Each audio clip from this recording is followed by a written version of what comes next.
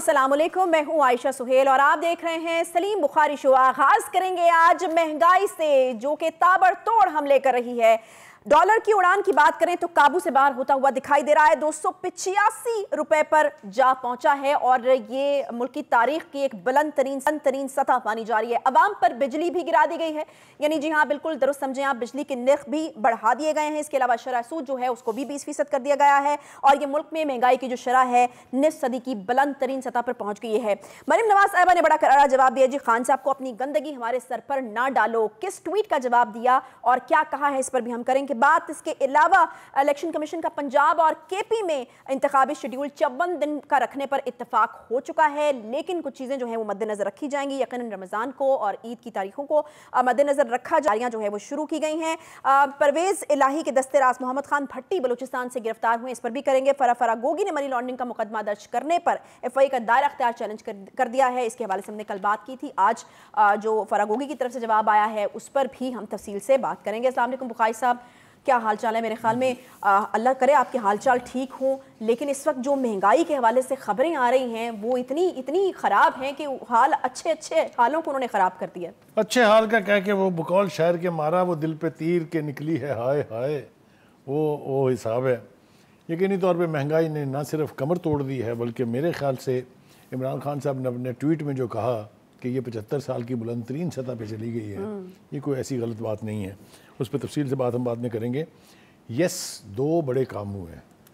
एक तो ये कि शरह सूद में जब आप 3% बढ़ाते हैं तो मिफ्ता इस्माइल साहब के बकौल इसका मतलब ये है कि हुकूमत ने अपने ऊपर 900 अरब रुपए की लायबिलिटी बढ़ा ली है। एक जाहिर है हुकूमत जो है अपने पल्ले से देती कुछ नहीं है, वो निकलना मेरे और आप में से है, निकलना गरीब आदमी में से है, निकलना तनख्वाहदार तबके में से है। ये भी तफसील से बात करेंगे। देखिए जनाब हुआ क्या है, पहले कदम से चलते हैं।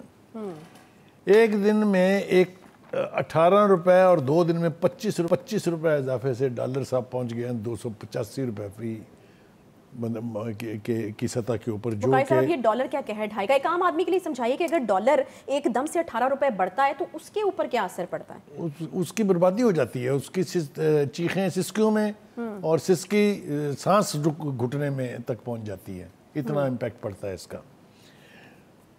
दूसरी बात यह है कि IMF के साथ जब तक हमारी डील नहीं होनी है कोई नतीजा नहीं निकलने जा रहा। ये तबाही मज़ीद नई यानी बुलंदियों पर पहुंचेगी और IMF के साथ हमारा ट्रस्ट डेफिसिट चल रहा है और पुराना है। देखिए इल्ज़ाम यह है कि इमरान खान साहब ने 2 मरतबा IMF के साथ डील करके उसको तोड़ा। अच्छा, ये नाकाबिले बर्दाश्त है। जिस वक्त गैस की कीमतें बढ़ानी थी आपने 2 साल तक नहीं बढ़ाई, जब पेट्रोल की कीमतें बढ़ानी थी आपने 10 रुपये फी लीटर कम कर दी। ये मुझे बताएं कहाँ की इकोनॉमिक पॉलिसीज थी, कौन सी इकोनॉमिक डॉक्ट्रिन थी कि आप दुनिया की रविश से हटके अपने फैसले खुद करने लग जाएं, जिसका नतीजा हम अब और तक बुखारी साहब अगर मैं गलत नहीं तो ये वही इक़दामात है जिसकी वजह से आज हम ये दिन देख रहे हैं। एब्सोल्युटली। दूसरी बात ये है कि अब IMF पता है क्या कहता है? वो कहता है नहीं, वादे नहीं, पहले पूरे करके आओ फिर हमसे बात करना आके। आप अंदाज़ा करें कितनी बदकिस्मती की बात है ये। नॉर्मली IMF के साथ डील होती है, उसमें प्रोविजंस होती हैं जिसके ऊपर अमल करना होता है। सही। चूँकि 2 मरतबा उनका ट्रस्ट तोड़ा जा चुका है, लिहाजा उन्होंने कहा हमसे बात करने से पहले भी अमल करके आए। आपने देख लिया वो जो मैं अगला सवाल आपसे पूछने लगी थी बुखारी साहब कि अभी डील नहीं हुई तो ये जो जुल्म हम पे टूट रहे हैं, कहर आ रहा है, ये क्यों आ रहा है? इसकी वजह ये है ना कि वो कहते हैं कि पहले कम इम्प्लीमेंट करो हमारी कंडीशनैलिटी, फिर आके हमसे बात करना। अब ये उनकी ख्वाहिश पूरी करने के चक्कर में ये कौम सजा भुगत रही है। सजा क्या भुगत रही है? मेरे पास इस वक्त I am eight A loss of words, मेरे पास लफ्ज़ नहीं है कि क्या बात करते हैं। आज एक और बड़ी मज़ेदार बात हुई है, वो ये कि इसी हुकूमत के मिफ्ता इस्माइल साहब जो साबका वज़ीर ख़जाना थे, जो फटकड़ियाँ उसने तोड़ी हैं वो सुनने से भी ताल्लुक़ रखती हैं और मेरे ख्याल से उनकी बातों को संजीदा लेना चाहिए। पहली बात तो वो ये कहते हैं कि जी मुझे लगता ही नहीं है कि कोई एक संजीदा इकोनॉमिक पॉलिसी इस मुल्क के अंदर है। अच्छा। बल्कि वो समझते हैं कि मईशत के साथ खिलवाड़ हो रहा है, ये उनके लफ्ज़ हैं। दूसरी बात वो ये कहते हैं कि हमेशा जो दोस्त ममालिक थे, जो फरीक थे, जो स्टेक होल्डर्स हैं, वो पाकिस्तान की मदद करते थे माजी में। हमेशा जब भी कभी इकोनॉमिक क्रंच आता था تو وہ مدد کو پہنچتے تھے. لیکن اس وقت سوائے چائنا کے کوئی ایک دوست ملک آپ کے لیے ہاتھ بڑھانے کے لیے تیار نہیں ہے. یہ بھی وہ ان کا خیال یہ ہے کہ یہ بڑی قسم پرسی کی صورتحال ہے. لہٰذا وہ کہتے ہیں کہ ہمیں حکومت کو اور عوام دونوں کو چین کا شکریہ ادا کرنا چاہیے کہ اس نے اس کڑے حالات میں بھی $70 کروڑ دیا ہے آپ کو صرف 3 دن پہلے, جو آپ کے اسٹیٹ بینک میں وصول ہو گیا ہے. ٹھیک ہے جی. اور پھر انہوں نے بھی یہی آرگو کیا ہے کہ جب جو فیصلے کرنے تھے وہ آپ نے نہیں کیے, اور اب جو فیصلے نہیں کرنے چاہیے وہ آپ کر رہے ہیں. آپ دیکھیے ہماری قسمت کیا ہے قوم کی حیثیت سے, کہ ہماری لیڈرشپ, چاہے وہ خان صاحب تھے, چاہے وہ میاں صاحب تھے, چاہے اب چھوٹے میاں صاحب ہیں, ہمارے لیے کوئی اچھی خبر نہیں ہے. ہم ہر اگلے لمحے کسی نہیں بخاری صاحب, یوں تو پھر ایسا لگ رہا ہے جیسا ہوپ بالکل ہی ختم ہوتی جا رہی ہے. آپ کی اپنی پارٹی کا ایک بندہ جو ہے وہ اٹھ کر یہ کہہ رہا ہے کہ آپ جو ابھی بھی اقدامات کر رہے ہیں وہ بھی غلط کر رہے ہیں, کھلواڑ کر رہے ہیں. تو پھر ایک عام آدمی کے لیے تو مایوسی ہے, اس کو لگ رہا ہے کہ ابھی بھی کچھ نہیں ہو رہا. ہمارے ساتھ ایک کے بعد دوسرا ہاتھ ہوا ہے. آپ دیکھیے جو ہماری ریمیٹنسز ہوتی تھی وہ پاکستان کی اکانومی کا ایک بہت بڑا حصہ ہے. جو اوورسیز پاکستانیز ہیں انہوں نے ڈالر بینکوں سے بھیجنے بند کر دیے ہیں, اس لیے کہ ان کو قیمت ہی نہیں ملتی پوری. وہ ہنڈی سے بھیج رہے ہیں, لہٰذا آپ کے ہاں آنے والا ڈالر نہ کہیں رجسٹر ہو رہا ہے, نہ کہیں جمع ہو رہا ہے, اور دوسری طرف یعنی سمگل ہو رہا ہے افغانستان کے راستے. آپ یہ دیکھیے کہ وہ جس کو کہتے ہیں شومی قسمت دیکھیں آپ. اور عوام کا جہاں تک تعلق ہے, وہ بقول شاعر کے میں ایک منیر مجھ کو ایک اور دریا کا سامنا تھا, میں ایک دریا کے پار اترا تو میں نے دیکھا. ہر صبح اٹھتی ہے قوم تو ایک نیا جھٹکا برداشت کرنے کے لیے اس کو تیاری کرنی پڑتی ہے. کبھی وہ بجلی کا جھٹکا لگ رہا ہے, کبھی وہ گیس کی قیمت کا جھٹکا لگ رہا ہے, کبھی ڈالر سار قابو میں نہیں ہے, اور دلاسے دیے جا رہے ہیں. صبح سے شام تک آپ کو تسلیاں دی جا رہی ہیں. اسحاق ڈار صاحب کہتے ہیں کہ دیکھیں وہ جو ملک دشمن عناصر ہیں وہ پھیلا رہے ہیں یہ افواہیں کہ ڈیفالٹ ہو رہا ہے. اچھا. لیکن آپ کا ڈیفنس منسٹر جو ہے وہ یہ کہتا ہے ڈیفالٹ تو ہو چکا. مطلب ہم کہاں جائیں, قوم کس سے سوال کرے, کس کی طرف دیکھے کہ بھائی میرے مستقبل کے لیے آپ کے پاس کیا پالیسی ہے, کیا اسٹریٹجی ہے, کیا حکمت عملی ہے جس سے مجھے ریلیف ملے گا. جو شخص مزدوری کرتا ہے, جس کی منیمم ویجز ہم نے 25,000 کر کے بہت بڑا احسان کیا تھا, آپ مجھے بتائیے وہ کیا کھائے گا, کیا بچوں کو کھلائے گا, کیا پڑھائے گا, کیا بیماری کاٹے گا, کیا شادی غم دکھ جو ہے کیسے برداشت کرے گا. لہٰذا مفتیٰ صاحب نے بھی کہا ہے اور طرف سے بھی آوازیں اٹھ رہی ہیں کہ آپ منیمم ویجز جو ہے وہ 35,000 کر دیں کم از کم, اور جو 1 لاکھ تک تنخواہ والے لوگ ہیں ان کے 15 سے 20% تک اضافہ کر دیں. یہ وہ ریمیڈیز ہو سکتی ہیں کہ آدمی سسٹین کرنے کی پوزیشن میں ہو جائے کہ قیمتیں اگر بڑھ رہی ہیں تو مجھے ریلیف بھی مل رہا ہے. قیمتیں آپ بڑھائے چلے جا رہے ہیں, ریلیف کا نام صفر ہے. بخاری صاحب یہ کس قسم کی تسلی ہے کہ آپ تسلی رکھیں جی کوئی مسئلہ نہیں, بس 2-3 دن میں ہمارا معاہدہ جو ہے وہ سیٹل ہو رہا ہے آئی ایم ایف کے ساتھ. آپ نے بالکل ٹھیک کہا, تو ٹھیک ہے ہو رہا ہے, لیکن جو عذاب نازل ہو رہے ہیں وہ بھی تو ساتھ ساتھ. آج بھی اسحاق ڈار صاحب نے یہ وعدہ فرمایا ہے کہ 1 ہفتے کے اندر یہ ہم مسئلہ حل کر لیں گے, ہماری ڈیل ہو جائے گی اور اس کے بعد سے صورتحال بہتر ہو جائے گی. لیکن یہ ہفتہ کرتے ہوئے ان کو بھی اب 5 مہینے ہونے والے ہیں. ان کا آپ کو یاد ہوگا انہوں نے کہا تھا میں جو ہی آؤں گا تو ڈالر کو تو میں 200 کی سطح پہ لے آؤں گا. آیا وہ تو قابو ہی نہیں آ رہا, وہ تو اڑانے بھر رہا ہے ایسی. تو مجھے سمجھ میں نہیں آتی کہ ہم کہاں جائیں گے. نہیں تو بخاری صاحب یہ جو مفتیٰ صاحب نے کہا ہے کہ آپ اس کو 1 روپے پہ روک لیں, اگر مصنوعی طور پر روکنا تھا تو اسحاق ڈار صاحب نے آ کر پھر وہی کام کیا جس کا الزام ان کے اوپر لگتا رہا ہے. دوسری سب سے بڑی غلطی, پہلے ان پر یہ چارجز تھے کہ وہ فگر فجنگ کر کے اور ڈالر کو ایک خاص سطح پر رکھ رہے تھے. چارجز پہلے بھی ان کے اوپر لگتے رہے ہیں. چارجز نہیں تھے, وہ حقائق ہی تھے. لیکن اب جو بات ہے وہ عوام کی طرف سے کم اور خود ان کے سابقہ فائنانس منسٹر کی طرف سے زیادہ آئی ہے. وہ یہ کہہ رہے ہیں کہ یہ جو ڈالر کو مصنوعی طور پہ ایک خاص سطح تک روکنے کی حرکت تھی, اس نے بھی تباہی میں اضافہ کیا ہے. میرے خیال سے جو کام ہمارے ہاں نہیں ہو رہا, ہماری حکومت کو چاہیے یہ تھا کہ جتنے بھی اس کے اکنامک ایکسپرٹس ہیں جو یہ سمجھتے ہیں کہ ان کے اکنامک ارسطوز اور افلاطونز ہیں, ان کو اکٹھا کریں, کوئی ایک اسٹریٹجی بنائیں, کوئی ایک نیشنل کنسنسس کی طرف بڑھیں تاکہ اس مہنگائی سے غریب عوام کی جان جو ہے وہ چھٹ سکے. اب 2-3 باتیں اور عرض کرنی ہیں. عمران خان صاحب نے بھی آج ایک ٹویٹ کیا ہے اور اس ٹویٹ میں خوفناک سمت میں اشارہ ہے. کہتے ہیں کہ 11 ماہ میں روپے کی قدر میں 65% جو ہے وہ کمی آئی ہے، یعنی گر گئی ہے یہ. اور یوں ملک قرضوں کا بوجھ جو ہے وہ 114 ارب روپے سے زیادہ بڑھ گیا ہے. اور اگلی بات جو وہ کہتے ہیں کہ مہنگائی اس وقت 75 سال کی بلند ترین سطح پر ہے. آپ مجھے بتائیے تو پھر ہم جائیں تو جائیں کہاں؟ دوسری بات اس میں سے ویسے ان کی باتوں میں سے غلط کچھ نہیں ہے. نہیں وہ ظاہر ہے. حماد اظہر صاحب جو ہے انہوں نے بھی کہا ہے کہ اعداد و شمار دیوالیہ ہونے سے بھی آگے بڑھ گئے ہیں. کل تک ہم لوگ ریزسٹ کرتے تھے کہ شاید یہ پروپیگنڈا ہے، چونکہ اپوزیشن ہے، پہلے حکومت میں تھے اب اپوزیشن میں ہے، اور یہ پروپیگنڈے کی خاطر جو ہے یہ سب کچھ کہا جا رہا ہے. لیکن جو گراؤنڈ ریالٹیز ہیں وہ اب آپ کو اور مجھے سمجھ میں آ رہی ہیں کہ یقینی طور پر ہم ایک خوفناک سمت کی طرف رواں دواں ہیں. اب الزام یہ جس پر مرضی ڈالیں، حکومت میں میں اور آپ تو نہیں تھے نا، عوام تھی. جس کا بھی قصور ہے سزا تو عوام کو ملی ہے نا. یہ ایک دوسرے کے اوپر بلیم گیم جو ہے وہ کھیلتے رہے. مجھے اور آپ کو کیا ملے گا اس میں؟ عوام کو کیا ملے گا اس میں؟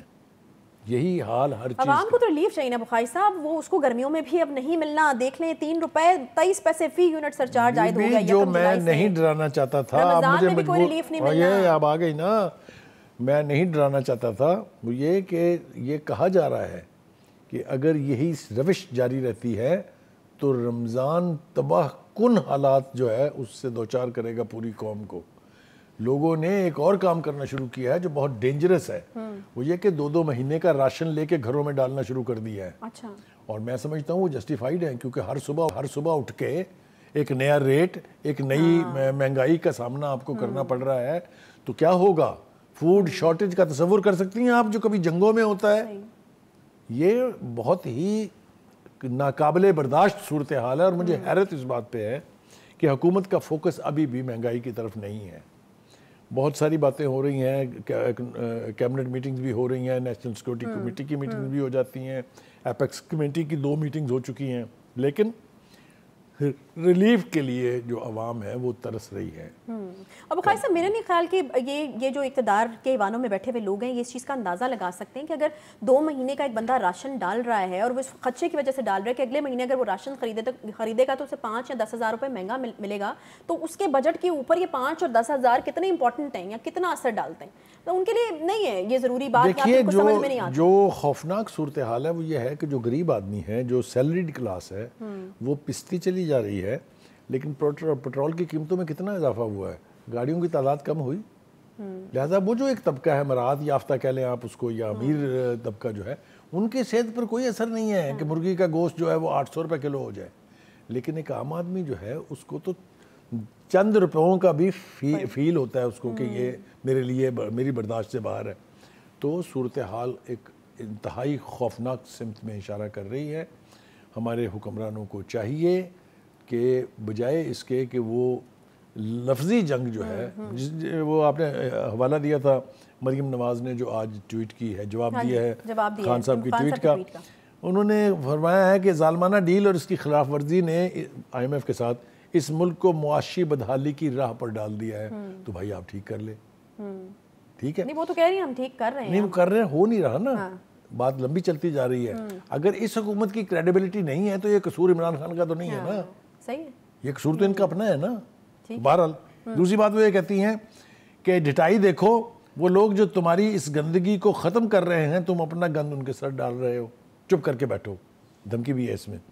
مزید وہ کہتی ہیں کہ اس تباہی کے لیے ان تمام لوگوں کا شکریہ ادا کرنا نہ بھولنا جو تمہیں 4 سال تک پالتے رہے، اور عدلیہ میں ان کی باقیات کا بھی شکریہ ادا کرنا جن پر تم اب بھی بھروسہ کر رہے ہو. اب دیکھیں یہ بڑی سیریس چارجز ہیں. آپ عدلیہ کے اوپر بھی اسپرشن کاسٹ کر رہی ہیں، آپ اسٹیبلشمنٹ کے اوپر بھی کر رہی ہیں. میرے خیال سے ہمیں لفظی جنگ ترک کرنی پڑے گی، تبھی شاید عوام کا کوئی بھلا ہو. یہیں سے ہم گفتگو کا دوبارہ سے آغاز کریں گے، اور اسپیشلی ایک تو یہ جو چیزوں کے ریٹ بڑھے ہیں یہ میرے خیال میں ان کو ڈسکس کرنا بہت ضروری ہے. ایک مثال ہی لے لیجئے کہ گھی کا جو ڈبہ ہے سبسڈی والا، اس میں 115 روپے کا اضافہ ہوا. یہ صرف ابھی ایک چیز ہے جس کی میں بات کر رہی ہوں. اور اگر مفتاح اسماعیل صاحب کی سجیشن کو مان بھی لیا جائے اور کم از کم جو سیلری ہے اس کو 35,000 کر بھی لیا جائے، تو آج بخاری صاحب نے مجھے بتانا ہے کہ غریب آدمی جو ہے وہ اس میں کس طریقے سے اپنا گھر کا ایک بجٹ جو ہے وہ بنائے گا اور کس طرح سے وہ پورا مہینہ جو ہے وہ چلائے گا؟ اس کے اوپر ہم بات کریں گے. مہنگائی کا واقعی ایک طوفان ہے جو اس وقت ہمارے سامنے کھڑا ہوا ہے اور یہ یہاں رکنے والا نہیں ہے. آنے والے دنوں میں اس میں اضافہ ہی ہوتا چلا جائے گا. ایک چھوٹا سا بریک لیتے ہیں, ساتھ رہیے گا.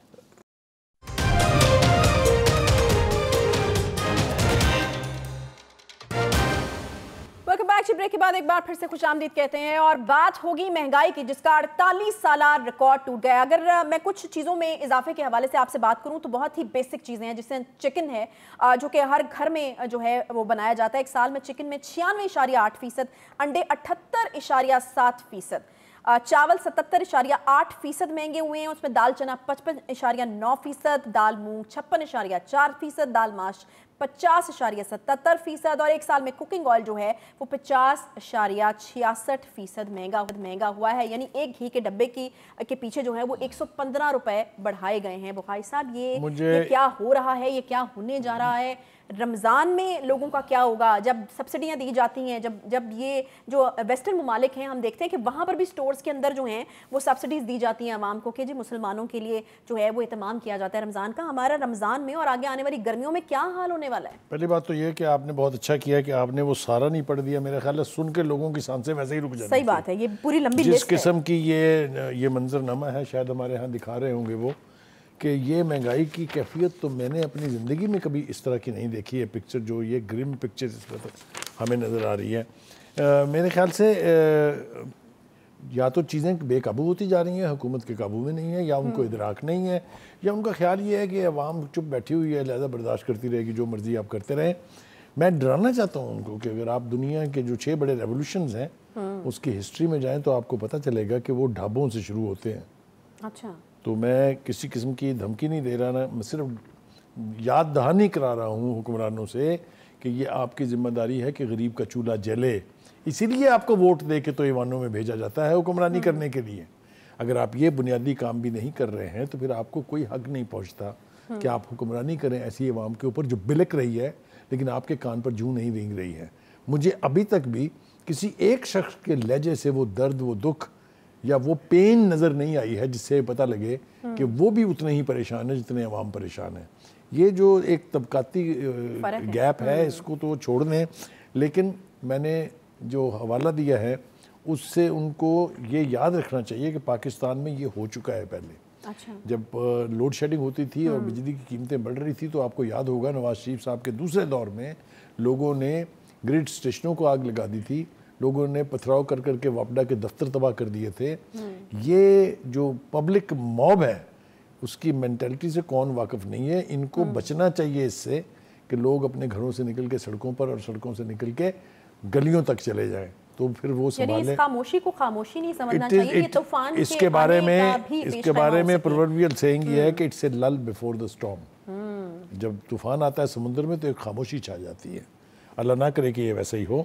اور دوسری بات یہ کہ ذمہ داران جو ہیں اس کے, وہ ان کو چاہیے کہ وہ اپنے گریبان میں بھی جھانکیں اور اپنی ذمہ داری کا احساس کر کے اگر ڈیلیور نہیں کریں گے تو صورتحال خوفناک ہو جائے گی. وقائع صاحب, اس وقت تو ذمہ داری جو ہے وہ سیدھی اسحاق ڈار صاحب کے اوپر آ رہی ہے. آپ کو لگتا ہے کہ یہ جس حالات میں ہم پہنچے ہیں جولائی سے فروری تک مہنگائی کی شرح میں 26.19% اضافہ جو ہے وہ ہوا اور اس کے بعد پھر ہم صورتحال اور بگڑتی بھی دیکھ رہے ہیں. آپ کو لگتا ہے اسحاق ڈار صاحب کو جو ہے وہ اپنی غلطی کو مانتے ہوئے, کنفیس کرتے ہوئے جو ہے اپنے عہدے سے استعفیٰ دینا؟ پہلی بات تو یہ ہے کہ اس وقت تک یہ مسئلہ حل نہیں ہوگا جب تک ہماری حکومتیں پچھلی حکومتوں کی برائیاں کرنے کی چھت کے نیچے جا کے چھپیں گے نہیں. عمران خان صاحب نے کیا کیا 4 سال بھول جائیں جی اس کو. آپ نے کیا کیا ہے؟ ریلیف دینے تو آپ آئے تھے, آپ نے اس کو عدم اعتماد کے ووٹ کے ذریعے نکالا اور لوگوں کو یہ تاثر دینے کی کوشش کی کہ ہم آپ کے مسائل حل کریں گے. اور آپ کہہ رہی ہیں کہ اسحاق ڈار کو گھر چلا جانا چاہیے. میں کہتا ہوں اس پوری حکومت کو گھر جانا چاہیے. اس لیے منسٹر کی بھی اتنی ہی ذمہ داری ہے جتنی فائنانس منسٹر کی ہے. اور دوسری بات یہ کہ کہا کس نے تھا ان عقل مندوں کو کہ آپ عمران خان کی حکومت کو ختم کر کے یہ عذاب اپنے گلے لیں؟ کیا پتہ نہیں تھا؟ اور اگر آپ کو پتہ نہیں تھا تو پھر نہ آپ کو اکانومی آتی ہے, نہ آپ کو گراؤنڈ ریالٹیز کا پتہ ہے. سب کچھ اینٹیسپیٹ کر رہے تھے. صرف اس کو گھر بھیجنے سے تو مسائل حل نہیں ہونے تھے. مسائل تو آپ نے حل کرنے ہیں اپنے وسائل کو مد نظر رکھتے ہوئے, ایسی پالیسیز بنا کے جس سے غریب آدمی کو ریلیف ملے. اچھا لیٹس اسیوم بخاری صاحب عمران خان کی حکومت کو گھر نہ بھیجا ہوتا, یہ والے حالات ہم دیکھ رہے ہوتے ہیں تو کتنی بہتر پوزیشن میں ہوتی پی ڈی ایم میں موجود جماعتیں یا مسلم لیگ نون؟ دیکھیے گزارش یہ ہے کہ عمران خان صاحب کے دعوے جو ہیں ان کو سب سے زیادہ سپورٹ ملتی ہے اس اکنامک سروے سے جو اقتدار میں آنے کے بعد اسی حکومت نے جاری کیا. اس میں گروتھ ریٹ بھی 6% کے اوپر ہے, اس میں مہنگائی کی شرح بھی بہت کم ہے, اس میں ایکسپورٹ بھی بڑی ہوئی ہیں. وہ تو عمران خان نے نہیں لکھا نا اکنامک سروے. اب اگر آپ اس کو بلیو کریں تو پھر اس حکومت کے آنے کے بعد اس میں مزید بہتری آنی چاہیے تھی, تباہی نہیں ہونی چاہیے تھی. گروتھ ریٹ کے بارے میں اب جو انٹرنیشنل انسٹیٹیوشنز ہیں, فائنینشیل انسٹیٹیوشن, وہ یہ کہہ رہے ہیں کہ شاید 2% تک آ جائے گی. تو کون ذمہ دار ہے بھائی اس کا؟ اس کی ذمہ دار یہ حکومت ہے. اور میں جس بات پہ میں زیادہ پریشان ہوں وہ یہ ہے کہ میز لیے جا رہے ہیں مہنگائی میں اضافے کے, لیکن پریشان کوئی نہیں ہے کہ اس کا نتیجہ کیا نکلے گا. یہ جو بے حسی ہے مجھے اس کے اوپر بہت زیادہ شکایت ہے. وہ ہم نے پچھلے سیگمنٹ میں بات کی تھی کہ مریم نواز نے کیا کہا, خان صاحب کا ہم نے تذکرہ نہیں کیا کہ انہوں نے کیا کہا. انہوں نے کہا کہ chairman P T I Imran Khan نے روپے کی تاریخی گراوٹ پر رد عمل کا اظہار کرتے ہوئے کہا پاکستان کے عوام سابق آرمی چیف کی جانب سے مجرموں کو ملک پر مسلط کرنے کی بھاری قیمت چکا رہے ہیں. مجھے بتائیے کیا دفاع ہے آپ کے پاس اس کا؟ کیا ایسا نہیں ہو رہا؟ اگر ایسا ہو رہا ہے تو پھر وہ ٹھیک کہہ رہے ہیں. یہی وجہ ہے, آخر کوئی نہ کوئی وجہ تو ہے نا جو لوگ ابھی تک خان صاحب کے ارد گرد سے ہٹنے کے لیے تیار نہیں ہے, کیونکہ آپ نے کچھ کیا نہیں ہے. آپ نے یعنی صورتحال میں کسی بہتری کی طرف آپ بڑھے ہی نہیں ہیں. اگر یہی حالت رہی تو اگلے الیکشن میں آپ کے ساتھ کیا ہونے والا ہے یہ میں ابھی پریڈکٹ کرنا نہیں چاہتا ہوں, لیکن مجھے کوئی خیر کی خبر جو ہے وہ دکھائی نہیں دیتی, نہ مجھے اس کی توقع ہے, کیونکہ عوام بڑے ظالم لوگ ہیں اس حوالے سے کہ جب موقع آتا ہے, جب آپ کو ووٹ دے کے انہوں نے یعنی حکمرانی کے لیے بھیجنا ہوتا ہے, دیٹ از دا ٹائم جب وہ انتقام لیتے ہیں حکومتوں کی ناقص پالیسیوں کا. اور اگر یہ ہوا تو آپ خود ہی سوچ لیں کہ صورتحال کیا بنے گی. جی اگلی بات دیکھیں, ایسے فیصلے جن سے بچا جا سکتا تھا, میں نے اس پروگرام میں پہلے بھی کہا تھا, آج میں اپنی بات دہرا رہا ہوں ایک مثال دینے کے لیے, کہ سویابین کے 3 جہاز امپورٹ کیے گئے. جب وہ بارڈر پر پہنچے تو ان سے پیسوں کا تقاضا کیا گیا. You know what I mean by pieces.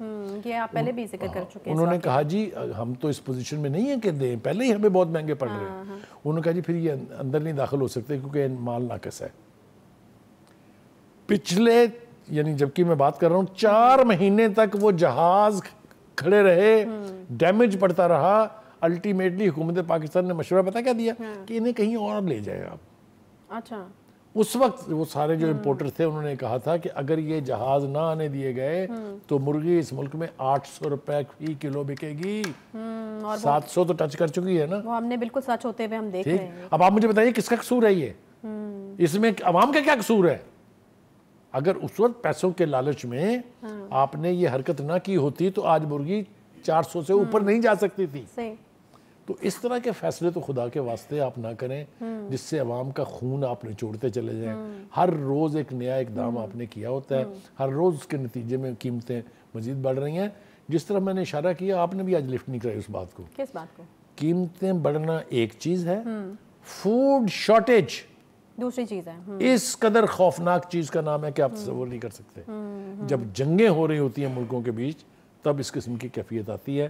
وہ خدا کے واسطے شہباز شریف صاحب توجہ کریں اس طرف, فوکس کریں اس کو, جائیں دوست ملکوں کے پاس. کوئی بڑے افسوس کی بات ہے بخاری صاحب, ایک چیز جو میں محسوس کر رہی ہوں, میں نے کہا کہ وہ میں شیئر کر لوں, کہ نارمل جس روٹین میں چیزیں چل رہی ہیں اس طرح ہی چل رہی ہیں. جس طرح آپ نے کہا کہ مجھے لگ نہیں رہا کسی ایک بھی سیاستدان کے رویے یا لہجے سے کہ وہ درد محسوس کر رہا ہے. اس وقت تو ایمرجنسی کی سچویشن ہونی چاہیے تھی. اس وقت تو سب کو جو ہے وہ ایک ہی چیز کے حوالے سے چھوڑ کے اس کے اوپر بات کریں, لیکن ابھی بھی ہم دیکھ رہے ہیں کہ پالیٹکس جو ہے وہ ہو رہی ہے. اچھا مجھے یہ بتائیے کہ ابھی تو فی الحال جو ایک بیسک سیلری ہے 25,000 روپیہ, بڑی مہربانی جی مفتاح اسماعیل صاحب کی, وہ کہتے ہیں کہ 35,000 ہو جانی چاہیے, لیکن اگر 35,000 ہو بھی جاتی ہے فار انسٹنس تو ایک غریب آدمی اس میں اپنا بجٹ کیسے بنائے گا؟ ایک بجٹ بنانے کے لیے تو 50,000 بھی کم ہے, لیکن کرایہ بھی دینا, اگر کسی کو بجلی کا بل بھی دینا ہے, بچے اسکول بھی پڑھانے ہیں. یہ میئرز ایسے ہیں جو کاسمیٹک نہیں ہیں. جو شخص اس وقت 25,000 میں گزارا کر رہا ہے اس کو 10,000 فالتو ملیں گے تو بہت ساری چیزوں میں اسے ریلیف ملے گا، وہ فیل کرے گا کہ میرے لیے کسی نے فیل کیا ہے۔ لیکن اگر آپ اس کے 20,000 میں جو وہ گزارا کر رہا تھا اس کو 50 کی سطح پہ لے جائیں اور پیسہ اس کا ایک نہ بڑھے تنخواہ کا، تو وہ بتائیے کیا نہیں کرے گا وہ۔ ہسپتالوں میں دوائیاں غائب ہیں، ہسپتالوں میں فری ٹریٹمنٹ جو ہے اس کے اندر جو ہر صبح ہم سنتے ہیں، ہر روز کہانیاں نئی سے نئی ہمارے سامنے آ رہی ہیں۔ تو جب ریلیف زیرو ہو جائے گا اور صرف قیمتیں بڑھیں گی، صرف مہنگائی بڑھے گی، تو کہ آپ خود ہی سوچ لیں کہ کیا اس ملک میں ہونے جا رہا ہے۔ میرا کام تھا اس حکومت کو ڈرانا، اس حکومت کی توجہ دلانا، وہ میں نے اپنا کام رول اپنا ادا کر دیا ہے آپ کے ساتھ مل کے، اور اگر ان کی صحت پر اثر نہیں ہونا، قیمت بھی انہوں نے چکانی ہے۔ میں نے آپ نے بخاری صاحب اس کی قیمت عوام بھی وہ تو چکا رہے ہیں، ہم وہ تو آلریڈی چکا رہے ہیں، ان کی تو قوت برداشت سے چیزیں باہر ہیں۔ دیکھتے ہیں کہ بچوں سمیت خودکشیاں کی جاتی ہیں، پھر ہم اس طرح کے واقعات دیکھتے ہیں جس طرح ٹرکی سے اٹلی جاتے ہوئے پاکستانی سوار تھے اس کشتی میں بڑی تعداد میں، وہ کاہے کے لیے گئے تھے؟ وہ روزگار کی تلاش میں گئے تھے، کیونکہ یہاں ان کو کچھ نہیں مل رہا۔ یہاں پہ مایوسی بڑھتی چلی جا رہی ہے۔ وہ جو خان صاحب کہتے ہیں نا کہ 7 لاکھ بندہ، فواد چودھری کہتے ہیں 8 لاکھ بندہ چھوڑ کے چلا گیا پچھلے 1 سال میں، وہ روزگار کی تلاش میں گئے ہیں، کوئی ٹورزم کرنے نہیں گئے ہیں باہر، خوشی سے نہیں گئے۔ اور پھر اس طرح کے جب حادثات ہوتے ہیں تو آپ ذرا ان کے گھر والوں کے بارے میں سوچیں، جنہیں یہ توقع پیدا ہو گئی تھی کہ شاید ان کو جا کے باہر جاب مل جائے گا، تمہارے حالات بہتر ہو جائیں گے۔ یہ سب کچھ جو ہے یہ بہت ہی گلومی پکچر کو ڈپکٹ کر رہا ہے۔ اتنی گلومی پکچر میں نے اپنی 75 سالہ زندگی میں نہیں دیکھی ہے، اور میں نے اتنی بے حسی بھی کبھی نہیں دیکھی۔ ایک چھوٹا سا یہاں پہ بریک لیں گے۔ ویری انفارچونیٹ، اور یقیناً اچھا بھی نہیں لگتا کہ اتنی ڈپریسنگ جو ہے وہ خبریں دی جائیں، ان کے اوپر بات کی جائے، لیکن فی الحال یہ انفارچونیٹ ایک فیکٹ ہے کہ اس کے علاوہ بات کرنے کے لیے ہے کچھ نہیں، اور شاید بار بار یہی ہم کہہ سکتے ہیں اپنی طرف سے کہ خدا کے لیے اپنی آنکھیں کھولیے، اپنے ضمیروں کو بھی جگائیے اور اپنے آپ کو بھی جگائیے کہ اس وقت یہ ملک جو ہے وہ اس وقت بالکل تباہی کے دہانے کے اوپر کھڑا ہوا ہے، خدا نہ خواستہ۔ ایک چھوٹا سا بریک کے بعد واپس آتے ہیں، ساتھ رہیے۔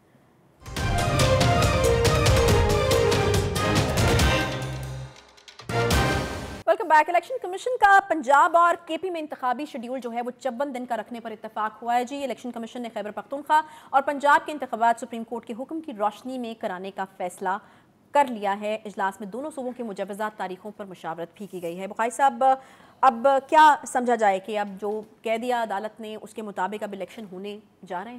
کل سپریم کورٹ نے جو حکم نامہ جاری کیا اس کو پوری سپرٹ سے کسی نے دیکھا ہی نہیں، نہ پرکھا ہے اس کو کہ اس کے اندر کیا کیا لکھا ہوا ہے۔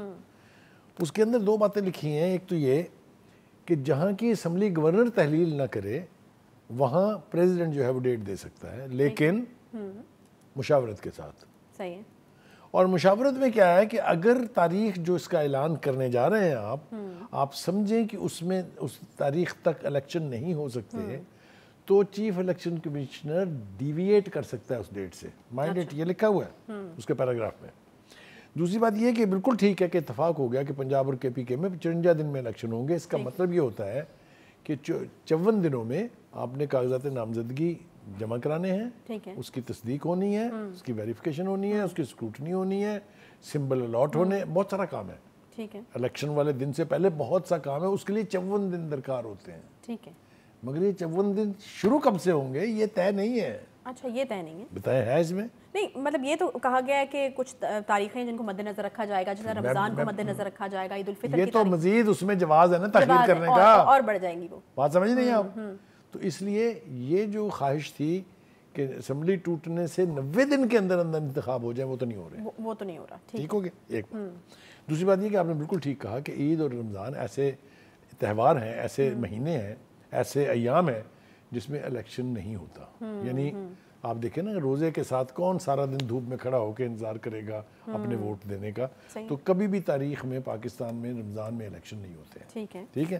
اور obviously عید کے 3-4 دن جو ہوتے ہیں فیسٹیوٹیز کے، اس میں بھی ایسا کچھ نہیں ہوتا ہے۔ یہ تو بخاری صاحب وہ جواز اب کلیئر ہو گئے جو کہ الیکشن کمیشن پہلے دے رہا تھا کہ وسائل نہیں ہیں، اس نے بھی منع کر دیا، اس نے بھی منع کر دیا۔ اب الیکشن کمیشن از ریڈی اور پریپیئرڈ۔ دیکھیے ابھی تو سیاسی جماعتیں بھی یہی دعویٰ کر رہی ہیں کہ ہم تیار ہیں۔ مریم نے آج کہا، بلاول نے کل کہا تھا کہ جناب ہم تو جس وقت کہیں آج اناؤنس کریں ہم الیکشن کرانے کے لیے، الیکشن لڑنے کے لیے تیار ہیں۔ لیکن ایک اور بھی بیچ میں آواز ہے جس کا نام ہے رانا ثناء اللہ، وہ یہ کہتے ہیں کہ آئیڈیل سچویشن یہی ہے کہ آپ صوبائی اسمبلیوں کے اور نیشنل اسمبلی کے انتخابات ایک ہی دن کرائیں، ایک ساتھ ہونے چاہیے. لاجک تو اس میں بہت اور نگران حکومتوں کی وہ تو مسٹ ہے. دیکھیں کانسٹیٹیوشن کی اسپرٹ یہ کہتی ہے کہ جب انتخابات ہوں تو مرکز میں بھی اور صوبوں میں بھی انٹرم گورنمنٹس ہونی چاہیے. صحیح، ٹھیک ہے. اب یہ سیناریو کہ فرض کیجئے عمران خان صاحب کے پی کے میں بھی جیت جاتے ہیں، پنجاب میں بھی جیت جاتے ہیں، تو آپ مجھے بتائیے نون لیگ یہ کہے گی نہیں کہ یہاں الیکشن رگ ہوئے ہیں، یہاں سرکاری وسائل استعمال ہوئے ہیں، یہاں لوگوں کو بلا بلا کے وہ الیکشن متنازع کرنے والی بات ہے، متنازع ہو جائیں گے. تو آئیڈیلی تو یہی ہے کہ الیکشن ایک دن ہو، لیکن ایسا چونکہ خان صاحب بھی نہیں چاہتے کہ ایسا ہو، ان کو جلدی ہے، وہ چاہتے ہیں کہ ان 2 صوبوں میں الیکشن ہو جائیں، لیکن وہ سیناریو کیا بنے گا وہ ہماری سمجھ سے فی الحال جو ہے وہ بالا تر ہے. ابھی پکچر کلیئر ہو نہیں رہی ہے کیونکہ اسٹیٹمنٹس تو آ جاتی ہیں جو 90 دن میں ہوں یا 54 دن کو رکھنے کا شیڈیول پر اتفاق ہوا ہے، لیکن پکچر کلیئر ہو نہیں رہی کہ ہوگا کیسے. ہاں نہیں بالکل آپ نے ٹھیک کہا، ابہام ہے. یعنی باوجود اس کے کہ بڑا کیٹیگورک ججمنٹ آیا ہے، لیکن اس کے اندر بھی بہت سارے جملے اور بہت ساری شکیں ایسی ہیں جس کی انٹرپریٹیشن درکار ہے، جیسا کہ میں نے ابھی وضاحت کرنے کی کوشش کی آپ کو. دوسری بات یہ ہے کہ اس کے ساتھ ساتھ اور بھی ایونٹس ایسے ہو رہے ہیں جس کے اوپر وقت تو نہیں ہے کہ بات کی جائے. مثال کے طور پہ فراگوگی کا معاملہ. فراگوگی جو ہے وہ چونکہ تحریک انصاف سے جڑی ہیں، عمران خان سے جڑی ہیں، بشر بیوی سے جڑی ہوئی ہیں، لہٰذا الیکشن میں ایسے سٹنٹس بنانے کے لیے، ایسی جواز بنانے کے لیے جس سے عمران خان صاحب کی سیاست کو، ان کی پولیٹیکل کمپین کو دھچکا لگے، حکومت کوشش کرے گی. لہٰذا وہ چاہ رہے ہیں کہ ریڈ وارنٹ کے ذریعے انٹرپول کو کہا جائے کہ وہ ان کو فراگوگی. لیکن آج انہوں نے اپنے وکیل کے ذریعے ایف آئی اے کا دائرہ اختیار چیلنج کر دیا. دیکھیں یہ چیلنج تو ہوتے رہتے ہیں نا، یہ تو روٹین کی بات ہے. اس میں تھوڑی سی تاخیر ضرور ہو جائے گی، ٹھیک ہے، لیکن جیسے خوفناک چارجز ہیں ان کے اوپر، اگر ایف آئی اے نہیں کرے گی تو نیب کرے گی، نیب نہیں کرے گی تو اینٹی کرپشن کرے گی. کسی نے تو کرنا ہے نا. جب اتنے بڑے بڑے دعوے کیے جا رہے ہیں حکومت کی طرف سے کہ انہوں نے اتنی میسو کرپشن کی ان اپوائنٹمنٹس ان سو مینی ادر تھنگس، اور پھر دوسری بات یہ کہ جو نہیں کرنا چاہیے لیکن ہوگا وہ ہے کہ خان صاحب کے گھر تک بات جائے. اوائڈ کرنا چاہیے اس کو. میں نے ہمیشہ یہ کہا ہے کہ سیاست میں گھروں کو نہیں لانا چاہیے. لیکن وہ چلی گئی نا بخاری صاحب، توشہ خانہ میں بلایا گیا تھا. وہی میں کہہ رہا ہوں نا کہ یہ بھی ایک بڑی خوفناک صورتحال ہے. اس کے ساتھ ساتھ امجد شعیب صاحب ہمارے دوست ہیں، میں آخری جملہ عرض کر دوں، ہمارے دوست ہیں، ان کو بری کر دیا گیا ہے. مجھے حیرت تھی ان کے خلاف جو اقدامات ہوئے تھے، چونکہ ڈھنگ کے آدمی ہیں، ہمارے ساتھ بیٹھ کے پروگرام کرتے رہتے تھے، بڑی ڈھنگ کی بات کرتے ہیں. اب مزید سنا ہے ان کے خلاف پرچہ درج کرنے کی بھی کوششیں ہو رہی ہیں. دیکھیں جو آوازیں اٹھتی ہوں نا، وہ چاہے حکومت کے خلاف ہوں، چاہے کسی سیاسی جماعت کے خلاف ہوں، ان کو سنب نہیں کرنا چاہیے، ان کو دبانا نہیں چاہیے. اسی کو اظہار رائے کہتے ہیں اور اس کو انشور کرنا چاہیے. بالکل اس کو انشور کرنا چاہیے. اس کے ساتھ ہی بہت شکریہ بخاری صاحب. اس کے ساتھ ہی پروگرام کا وقت یہاں پر ختم ہوتا ہے. انشاءاللہ آپ سے اگلے ہفتے ملاقات ہوگی. خیال رکھیے اپنا. اللہ حافظ.